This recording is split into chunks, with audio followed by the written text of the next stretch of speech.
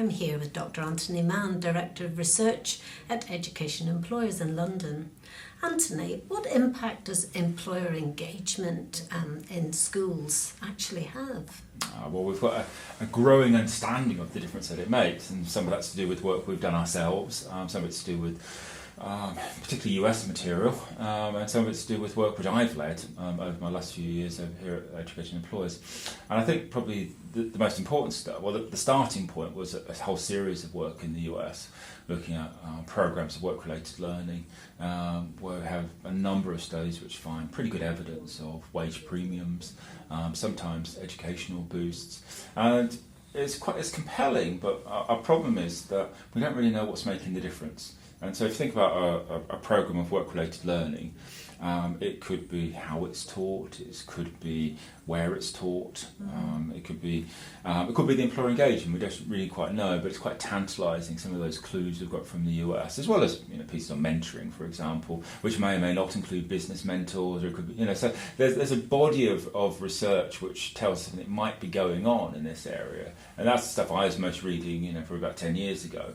And then if we look at careers education, we've just been involved in a big study for the Education Endowment Foundation, which has looked at the impacts of careers education broadly defined, which again includes a range of activities, classic careers education, information, advice and guidance, through to work experience, mentoring, enterprise activities, work-related learning qualifications, things which perhaps are more precise in terms of employer engagement in schools and colleges, but also activities which may have distinctive pedagogies, which may use distinctive learning resources, may be taught in particular places. And so what we found when we did that study was pretty consistent evidence that there is a broad range of positive impacts linked to careers education, and the impacts are found both in employment outcomes, higher earnings, lower rates of unemployment, but also educational boosts. And in the literature review on careers education, we found that the economic boost could be really quite significant, and these are young adults. On the educational side, we found that the boosts were more modest, but still measurable. And this is when we did that study. We were looking at randomised controlled trials, quantitative studies, quite sophisticated studies. We could identify change. You've mentioned US studies. Maybe for a teacher watching this video, they might think, oh well, we've only got the studies in the US, but your work's actually produced some really British studies of research findings. Yeah, there's three particular studies which I've been heavily involved in, which I think have really moved things on in trying to understand impact. And the first one was work we did with the economist Chris Percy, and there we used survey data. We surveyed 1,000 young British adults. We asked them about their experiences of employer engagement whilst they're at school, and then we asked them what they were doing currently, were they in work, were they in full-time employment, were they neat or not neat, and we gathered certain amounts of information about their social background, what type of school they went to, what region they were from, what their highest level qualification was, some of the things which often determine how well somebody does after they leave school. And there we're able to use these statistical controls to identify evidence of wage premiums, up to 18%, linked to the volume of employer engagement activities recalled. So the more that you record up to a scale of 4, the more you earn later on. And again, we found the same thing in terms of whether you're NEET, whether you're not in education, employment or training on the day of the study, and a greater confidence that you're progressing well within the labour market as well. Mm-hmm. So if you ask the question, thinking about what you're doing now, how helpful do you think it is to what you want to be doing in terms of work in 5 to 10 years? The more that you did in school, the more confident you were as a young adult. So that was the first study, and we had just good enough controls about social background to get that through peer review, and that came out in the Journal of Education and Work. Mm-hmm. And then, so secondly, the work which my colleague Elnaz Kashef-Bakdel has been involved in. She again worked with, she worked with Christian Percy, and they used longitudinal data from the British cohort study. And there, they had a question from the 1986 part of that study. That study follows people from 1970 onwards. About 17,000 people born, and they surveyed every few years. In 1986, age 16, they're asked, did you take part in any career talks with people from outside school? If so, how many did you do, and were they helpful to you? And they found correlations with earnings at age 26. And this is again stuff like taking account all things about social background, things about qualification levels or attainment levels. So it's a very fair comparison.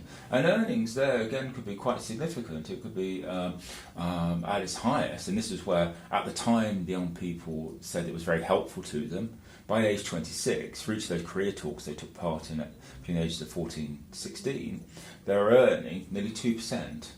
Nearly 2% more for each of those talks. And then finally, we've published at the beginning of 2017, Contemporary Transitions. Again, we've kind of got worked with YouGov.